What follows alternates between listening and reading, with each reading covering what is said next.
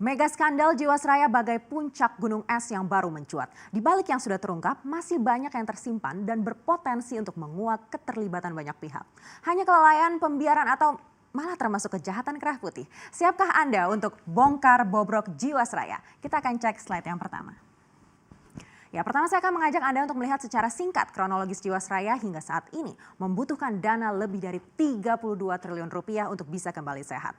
Masalah Jiwasraya sudah terjadi sejak awal tahun 2000-an pada era pemerintahan Susilo Bambang Yudhoyono. Dan pada tahun 2006, Kementerian BUMN dan Otoritas Jasa Keuangan mencatatkan ekuitas Jiwasraya negatif hingga 3,29 triliun rupiah karena aset yang dimiliki jauh lebih kecil dibandingkan dengan kewajiban.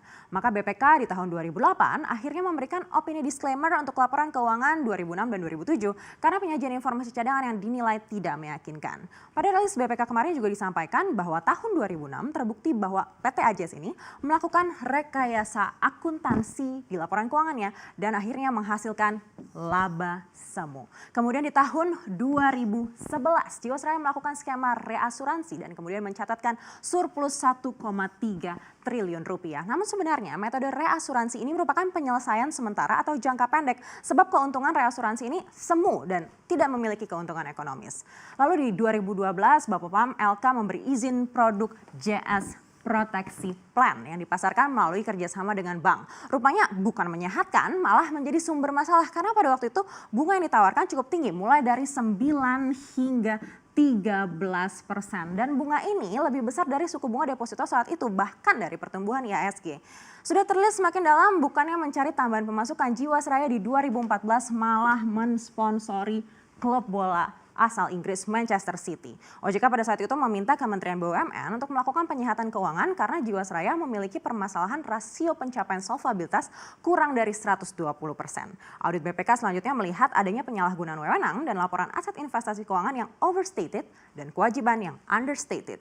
Selanjutnya di tahun 2017 OJK memberikan sanksi peringatan pertama karena Jiwasraya terlambat menyampaikan laporan aktuaris pada tahun 2017. Tapi pada saat itu terlihat kondisi keuangan Jiwasraya membaik. Rupanya produk JS Saving Plan ini mendatangkan pemasukan mencapai 21 triliun rupiah dan laba yang dihasilkan disebut mencapai 2,4 triliun rupiah.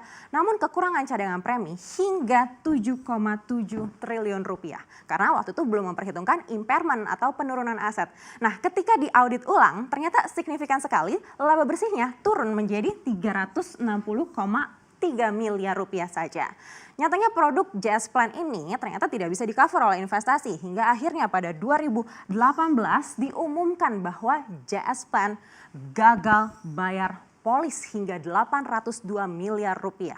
Saat itu JS Plan akhirnya dihentikan. Nah, kerugian Jiwasraya saat itu mencapai 15,3 triliun rupiah.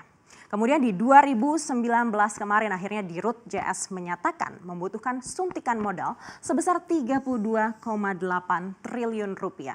Aset perusahaan hanya 23,2 triliun, sedangkan kewajibannya ada 50,5 triliun rupiah.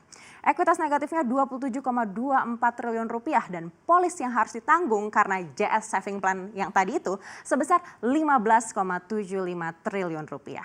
Jadi kalau dilihat dari kronologisnya sebenarnya produk JS Saving Plan ini diduga melatar belakangi terjadinya penyimpangan investasi. Karena demi mengejar return, Jiwasraya jadi melakukan investasi sembrono di saham-saham gorengan yang memiliki risiko tinggi. Kita akan cek slide berikutnya. Akibat penyimpangan investasi saham ini, indikasi kerugian sementara akibat penurunan nilai saham diprediksi mencapai 6,4 triliun rupiah. Total ada lebih dari 5.000 transaksi investasi, baik itu saham ataupun reksadana hingga pengalihan pendapatan. Nah, ini harus diteliti untuk mengusut kasus ini. Nah, modusnya adalah Jiwasraya jadi melakukan aktivitas jual beli saham dalam waktu berdekatan untuk menghindari pencatatan. Lalu saham-saham yang overpriced atau yang terlalu mahal dibeli oleh Jiwasraya, lalu dijual pada harga negosiasi ke manajer investasi, lalu dibeli kembali oleh perusahaan. Nah, investasi juga dilakukan ke saham-saham yang tidak liquid dengan harga yang tidak wajar. Nah, sama juga ke reksadana, Jiwasraya memiliki sekitar 28 produk reksadana. Sebagian besar reksadana dengan underlying saham yang kualitasnya rendah dan tidak liquid. Dan ini adalah contoh-contoh saham yang dibeli Jiwasraya yang dinilai BPK berkualitas rendah.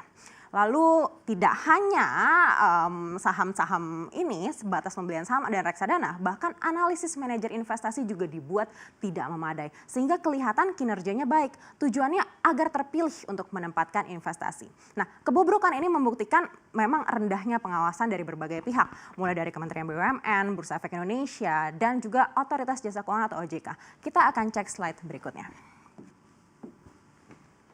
Semua institusi yang terkait dengan Jiwasraya mungkin saat ini sedang ketar-ketir. Yang pertama adalah Kementerian BUMN. Sebagai perusahaan BUMN, kementerian ini dianggap harus bertanggung jawab untuk kasus gagal bayar polis ini. Bahkan sudah banyak nasabah yang dirugikan tentang Jiwasraya ini akhirnya mendatangi BUMN untuk menuntut tanggung jawab. Nah, ini akhirnya menjadi PR juga bagi Menteri BUMN saat ini, yaitu Erick Thohir.